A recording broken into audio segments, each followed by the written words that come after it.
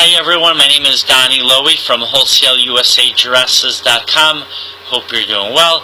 I'd like to give you some tips on buying pallets of general merchandise. When you buy general merchandise pallets, you're going to be getting a very large assortment of different items. And the key is that, let's say if those pallets are overstocked from a retailer, and it might sound obvious, but it's important to remember this. The key is that you're going to be getting items that that retailer sells, but they're going to be the items that the retailer either had too much of, or simply the customers are not as interested in buying as other items.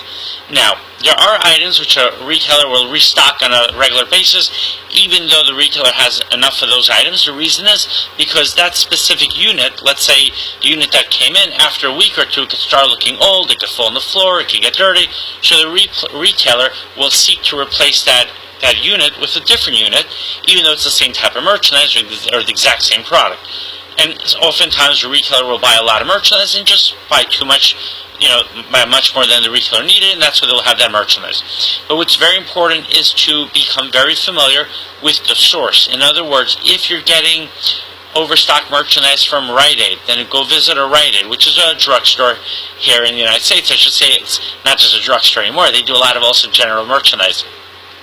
If you're getting overstock merchandise pallets that originated at Kmart, go visit a Kmart. If it's from Walmart, go visit a Walmart. You want to become very familiar with the type of merchandise, because that's also going to give you an indication what merchandise can sell well from those pallets, what merchandise might not sell well. You'll know if the merchandise is suitable for your customers.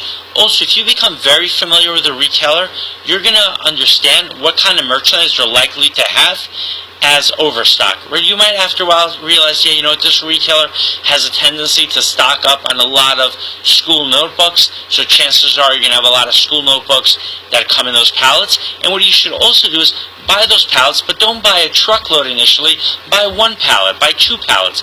Get a feeling what kind of merchandise comes in, and if you buy, let's say, one pallet in September, and then October you buy another pallet, and you start getting an idea of the consistency of what it contains in those pallets, then you're going to be able to make good decisions. You're going to know if those pallets work for your customers. Alright, the next time you're in New York, you're welcome to visit my warehouse.